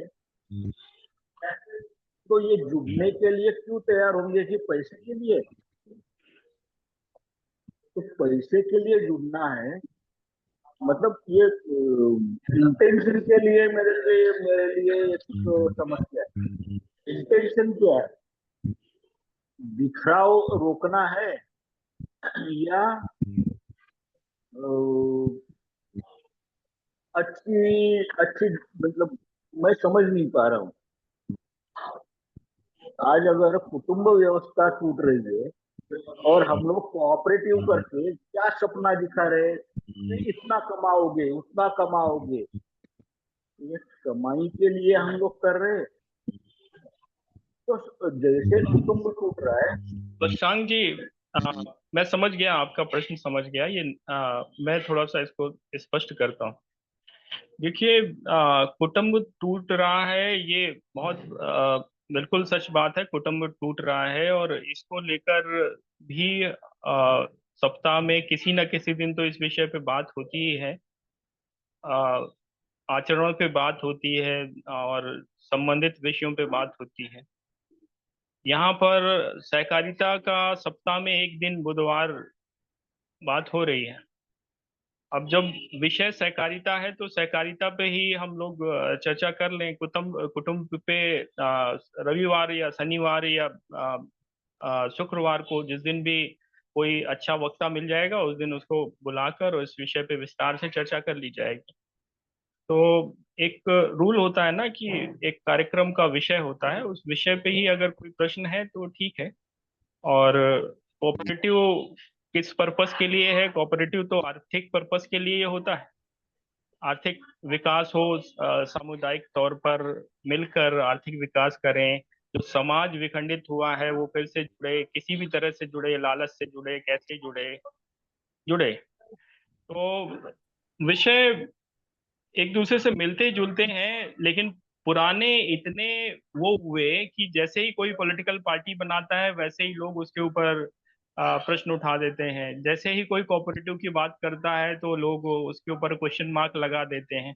ये चाहे वो अच्छा आदमी हो, चाहे वो कैसा भी आदमी हो, प्रश्न उठने वाजिब हैं और उठेंगे। लेकिन जब एक समग्रता के साथ कोई चीज चलाई जाने का प्रयास हो रहा होता है तो कई बार चीजों को पास्ट जो एग्जाम्पल बने हुए हैं उसमें ऐसा नहीं है कि सिर्फ और सिर्फ सारे फेल ही हुए, कुछ सक्सेस भी रहे। तो सिर्फ और सिर्फ उस लेंस से देखना सही नहीं है।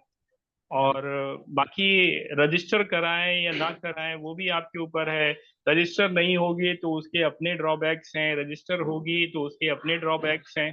तो ये थोड़ी सी चीजें जो है ना, ये पर्सनल डिस्क्रिप्शन और पर्सनल विवेक पे ही छोड़नी उचित रहेंगी। इस पे ज्यादा बोलने की नहीं है। सभी लोग अपने अनुभव बताते हैं, अनुभव शेयर करते हैं। उसमें जो आपको उचित लगे वो आप लीजिए, जो नहीं लगता है उसको न लीजिए। और ये जो कुटुंब टूटते हैं, ये बहुत महत्वपूर्ण विषय है। इस पे इस सप्ताह जरूर हम लोग चर्चा करेंगे। किसी अच्छे वक्ता को हम भी बुलाते हैं, कोशिश करते हैं बुलाने की। अगर आपकी नजर में है तो आप भी बताइए, या आप ही इस पे बात रखिए शशांक जी, क्योंकि आप तक अभी तक हमने आपको सुना नहीं, आपका पक्ष नहीं सुना है। ये विषय या इससे संबंधित विषय जिस पे बोलना चाहते हैं आप बात रखिए। मैं आपको आमंत्रित करता हूँ। धन्यवाद अभिषेक जी। अगर मेरी कुछ बात समय जी, अनुसार नहीं लगी होगी तो मैं क्षमा प्रार्थी। नहीं नहीं, क्षमा नहीं। इसमें ये तो चर्चा हो रही है, इसमें तो बस यही है कि जो रूल्स है, जो प्रोटोकॉल्स है, उस पे हम चलने की कोशिश करें। दूसरों ने उसको तोड़ा है, इसी वजह से ये समस्याएं आई हैं। कोऑपरेटिव खराब हो गई, पॉलिटिकल पार्टीज खराब हो गई, देश खराब हो गया, समाज खराब हो गया, क्योंकि रूल पे लोग नहीं चले। तो अगर हमने ये कार्यक्रम बनाया है, इसका रूल बनाया है कि जो विषय है उस विषय पे हम बात करेंगे, तो हम उस पे रहे, यही कोशिश की जा रही। धन्यवाद। मैं कोऑपरेटिव के खिलाफ नहीं हूँ सर। कोऑपरेटिव तो होना ही चाहिए, कोऑपरेशन के बिना चलेगा ही नहीं। मैं उसी संदर्भ में बात कर रहा हूँ।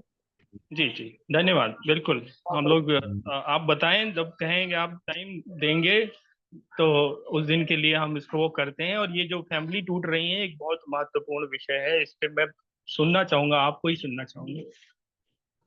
प्रेमानंद जी। प्रेमानंद जी। बहुत बहुत धन्यवाद।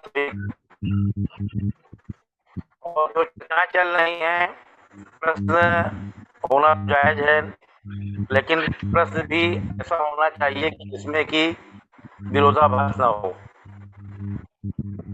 कोऑपरेटिव तो एक दूसरे के कोऑपरेशन से चलती है। अगर आप सक्षम है तो अकेले अपना काम कर लीजिए, 1 करोड़ 2 करोड़। जो सक्षम नहीं है उनके लिए होती है कोऑपरेटिव, उसी पर हम लोग प्रयास कर रहे हैं। बेईमानी कहाँ नहीं होती है, जब पैसा कहीं पर आता है तो बेईमानी भी अपने आप पनपती है, लेकिन इसीलिए ईमानदार व्यक्तियों को साथ में रखा जाता है कि कहीं गड़बड़ ना होने पाए। डायरेक्टर्स होते हैं, उसमें बदला बदली होती है, कोई किसी को अपना बना करके नहीं उठा सकता है। एक जब नेशनल कोऑपरेटिव बन रही है, सहभागिता अभी किसी ने नहीं ली है और प्रश्नों पे प्रश्न की झड़ियाँ चलती चली जा रही हैं।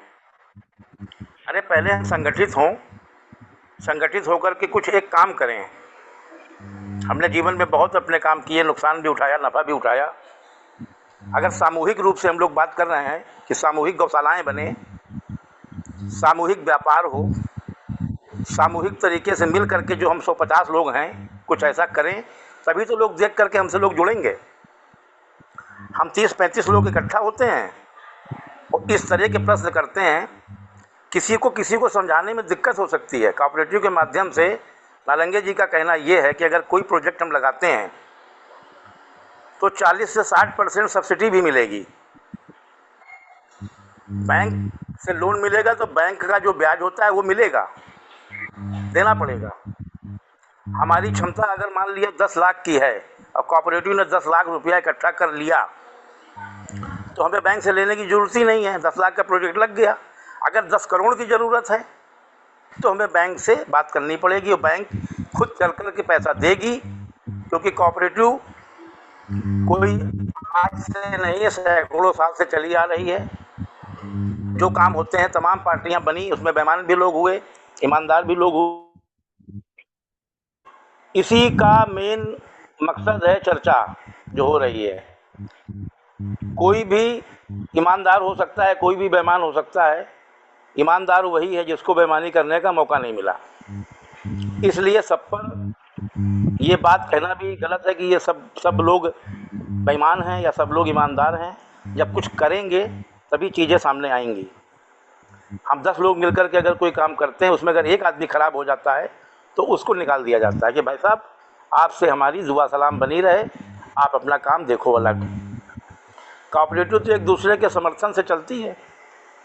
हम 10 गाय खरीदना चाहते हैं, 10 लोगों ने कोऑपरेटिव बनाई, जो जिसके शेयर में पैसा आया लोगों ने लगाया और कोऑपरेटिव के माध्यम से रोजगार शुरू कर दिया। तो समझाने में और समझने में फ़र्क है, बाकी कोऑपरेटिव कहीं भी गलत नहीं है। जैसे मदन मोहन जी ने कहा कि इस तरीके से कोई भी चीज़ बनाई जाती है। आज स्वराज हिंद का हम नारा लिए चल रहे हैं, हम किसी को जोड़ दें, जोड़ने के बाद वो आदमी बेईमान निकल जाए, आदमी गलत निकल जाए तो क्या गारंटी है उसकी? उसको हटाया जा सकता है। ज़्यादा लंबा नुकसान होने से कम नुकसान पे उसको रोका जा सकता है। तमाम पार्टियां बनी, अन्ना हजारे जी ने इतना बड़ा प्रोग्राम बनाया, हमारा एक नेता उसमें से निकल के बाहर आया, जबकि उनका प्रोग्राम आंदोलन था, कोई नेता बनाने का प्रोग्राम नहीं था। लेकिन मौके का फ़ायदा लोगों ने उठाया और उठा करके उन्होंने अपना एक पार्टी बना दी और जो भी उनकी मान सम्मान हुआ वो भी हुआ, और जो बदनामी होनी थी जेल तक जाना पड़ा। तो ये सब कर्मों का फल है। हमको आगे बढ़ने के लिए पहले एक दूसरे का हाथ पकड़ने की ज़रूरत है, एक दूसरे का कोऑपरेशन करने की ज़रूरत है और साथ चलने की ज़रूरत है। अगर प्रश्नों की झड़ियों में उलझे रहेंगे तो कभी एक साथ खड़े नहीं हो पाएंगे, और गोल गोल कोई किसी को नहीं घुमा रहा है। नालंगी जी की बात बिल्कुल साफ रहती है, किसी को गोल गोल नहीं घुमाया उन्होंने। बाकी अगर किसी को लगता है कि गोल गोल घुमा रहे हैं, बैठ कर चर्चा करें उस विषय पे। धन्यवाद, धन्यवाद जी, धन्यवाद। बार बार अन्ना जी की बात होती है। अन्ना जी इतने ही बड़े बहन जी, ईमानदार बहन जी, सम्माननीय बहन होते। जी, अभी आपका नंबर नहीं है। गोपाल जी। जी सर, नमस्कार। नमस्कार। मैं बस इतना चाहता हूँ कि कोऑपरेटिव कोऑपरेटिव कोऑपरेटिव तो सुन रहा हूँ, लेकिन कोऑपरेटिव से जुड़े हुए किसी भी व्यक्ति ने आके ये नहीं कहा, नालंगे साहब के अलावे, कि हाँ मुझे कोऑपरेटिव में ये फायदा मिला है और हम इस क्षेत्र में गुणात्मक वर्क कर रहे हैं, ये हमारा अचीवमेंट है। तो ये बातें और ज़्यादा विश्वसनीय होती और उसमें और ज़्यादा अट्रैक्शन बढ़ता और ज़्यादा उसका प्रभाव पड़ता। तो मैं चाहता हूँ जब हमारे इतने सारे कोऑपरेटिव के लोग जुड़े हुए हैं तो वो आगे क्यों नहीं आते या उनको आगे क्यों नहीं लाया जाता, ये हमारा एक मूल प्रश्न है। और बाकी तो मैं कोऑपरेटिव के ऊपर मैं पूरा R&D कर रहा हूँ, जो आगे आने वाले समय में दिखेगा हमारा काम। धन्यवाद। बहुत बढ़िया, बहुत बढ़िया। तो ये प्रश्न आया है कि जो कोऑपरेटिव की सक्सेस स्टोरी है उनको आगे लाया जाए। तो मैं नालंगे जी से आग्रह करूंगा, जिन्होंने कोऑपरेटिव के माध्यम से सफलता पाई है, ऐसे कुछ साथियों को लाएं अगले सप्ताह और उनको सभी के सामने उनके अनुभवों से वो साझा करेंगे तो साथियों का हौसला और मनोबल बढ़ेगा। ठीक है। तो नेक्स्ट जो वीक होगा वेडनेसडे को, उसमें से कुछ लोग आएंगे और वो सभी अपने अनुभव सफलताएं बताएंगे यहाँ। अगले साथी हैं वरुण कुमार सहेला जी। वरुण कुमार जी, आपका प्रश्न।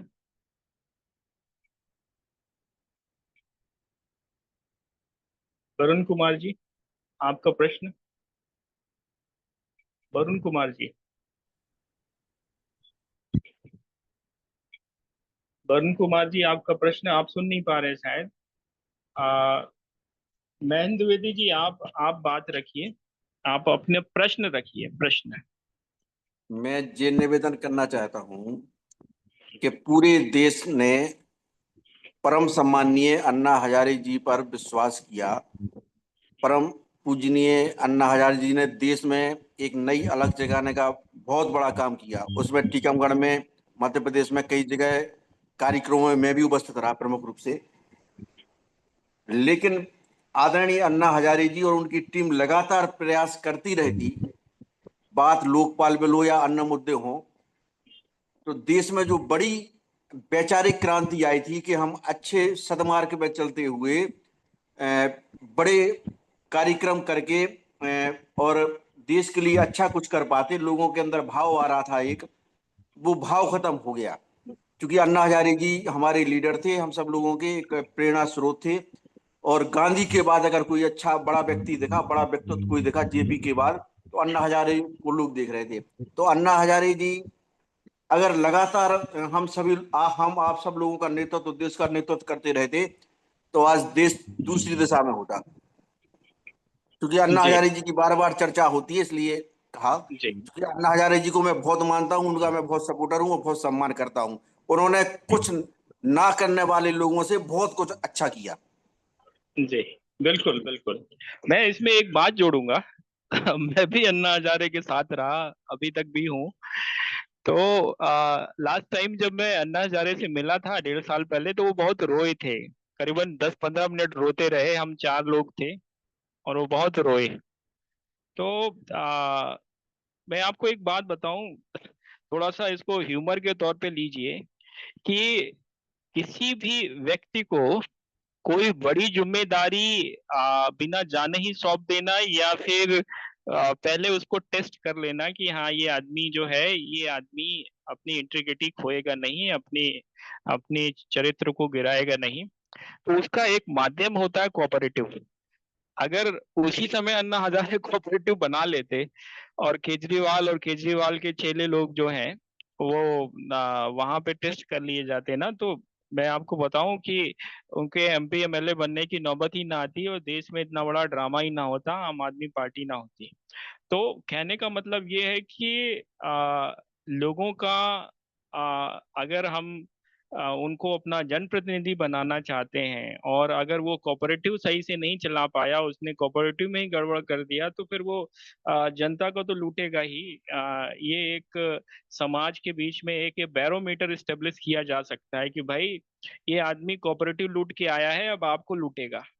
तो अभी सरकार ने हर गांव पे एक कोऑपरेटिव बनाने का निर्णय लिया है। कोई बचेगा नहीं, बनेंगे तो ये कोऑपरेटिव, और लोग भी जुड़ेंगे, क्योंकि विषय आर्थिक है तो बहुत सारे लोग जुड़ने वाले हैं, और बहुत सारे लोग नंगे होने वाले हैं, और बहुत सारे अच्छे लोग आगे आने वाले हैं। ये तीनों ही संभावनाएं बन रही हैं। तो ये मेरा मतलब मत है, अब पता नहीं सही हो या गलत है। वरुण कुमार शैला जी, आप अपना प्रश्न रख सकते हैं। वरुण कुमार जी, बहुत बहुत नाइस बात है। आप अपने को अनम्यूट कर लीजिए। हाँ, मैं हाजिर हूँ। मैं आप लोगों का सबका बहुत बहुत अभिनंदन अभिवादन करता हूँ। नमस्कार है सबको। मेरी आवाज आप लोगों तक पहुंच रही है? जी जी जी, आ रही है। हाँ, मैं आप लोगों का बहुत बहुत अभिनंदन और प्रणाम करता हूँ सबको। और मैं एक साधारण व्यक्ति हूँ, और मुझे जो है सबसे ज्यादा प्रोत्साहन मेरे अजीज जिनको मैं बहुत ज्यादा मानता हूँ, श्री कमलानंद जी गौरी जी ने मुझे बहुत बड़ा स्थान दिया है, और मुझे बहुत आगे उन्होंने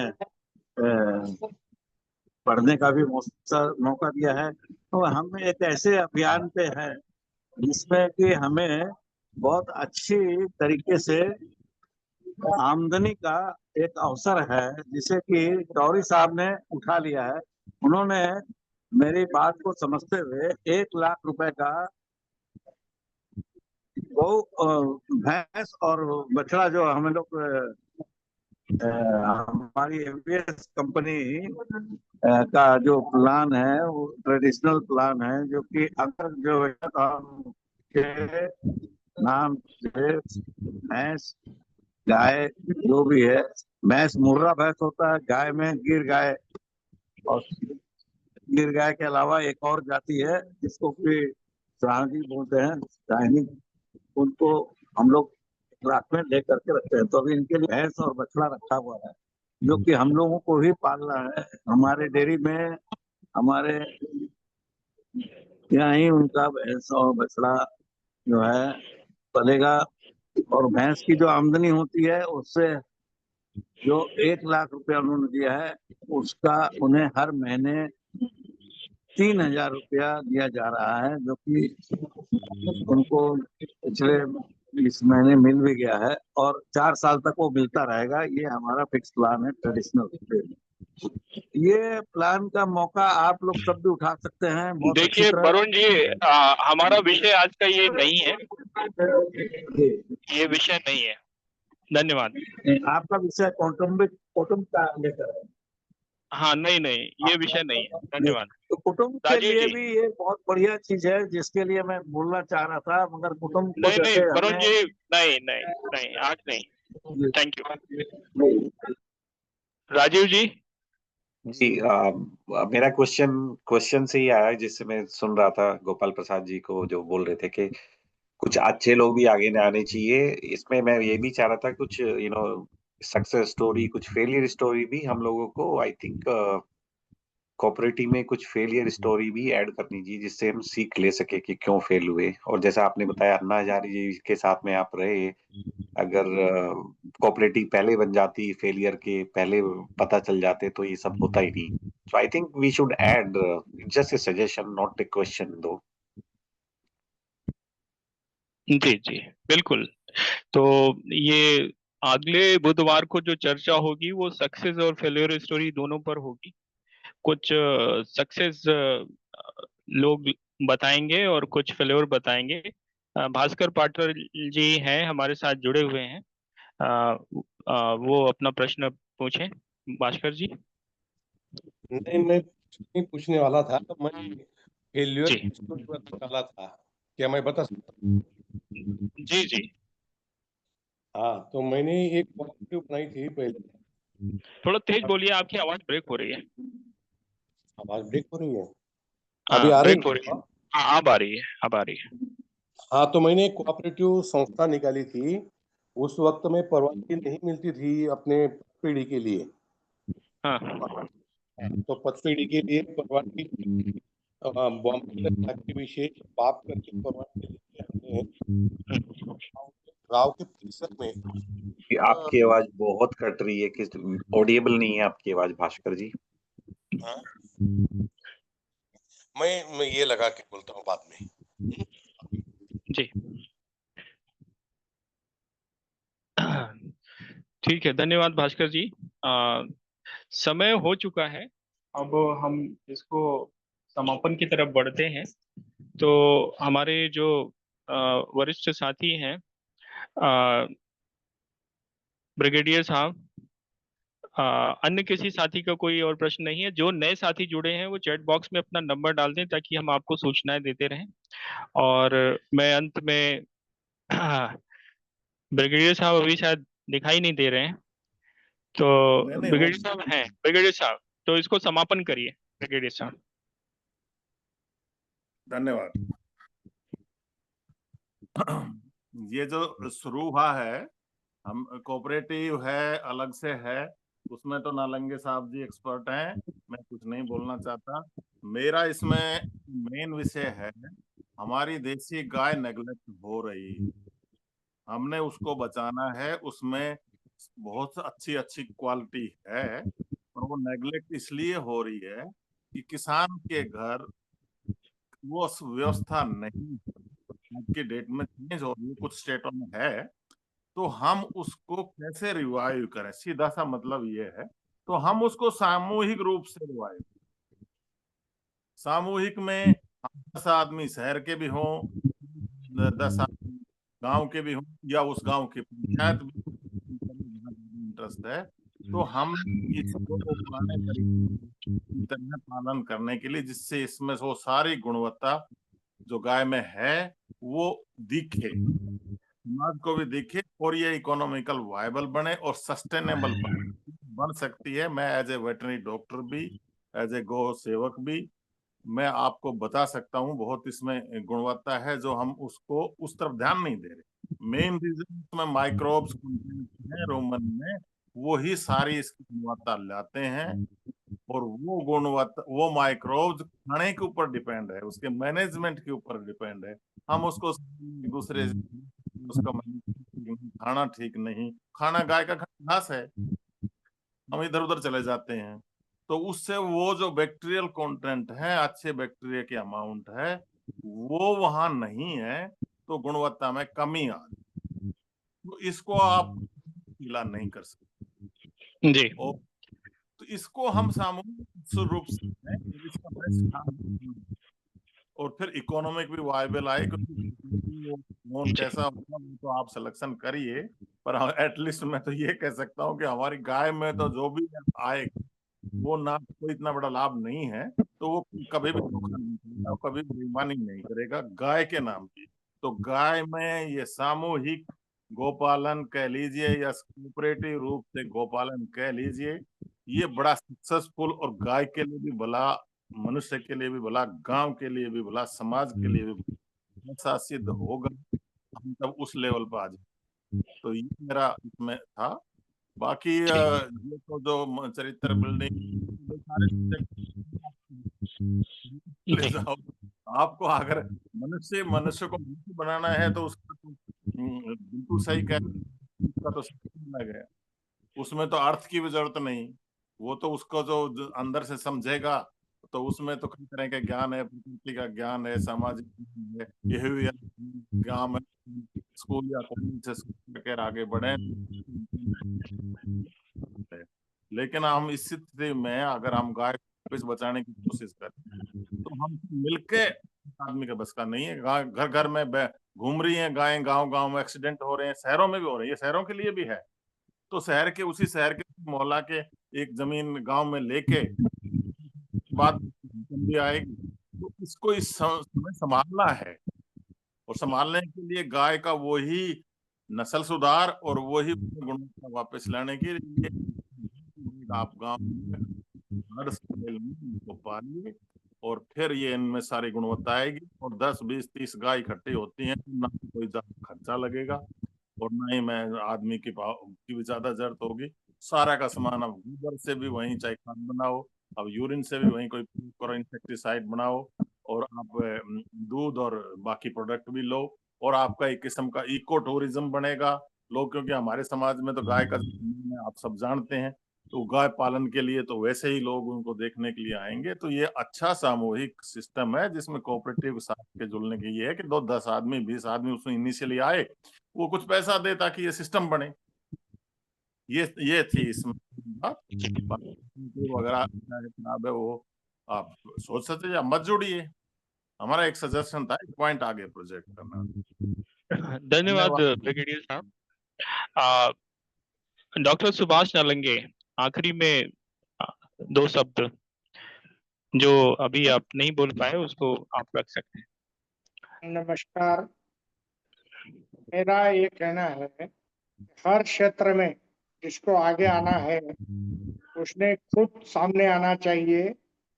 गांव में हो, स्टेट में हो, ब्लॉक में हो, डिस्ट्रिक्ट में हो या कहीं भी हो, वर्ल्ड में हो, तो आगे आने के लिए सभी को क्षेत्र खुले हैं और जो काम करना है उसी में भी क्षेत्र खुले हैं।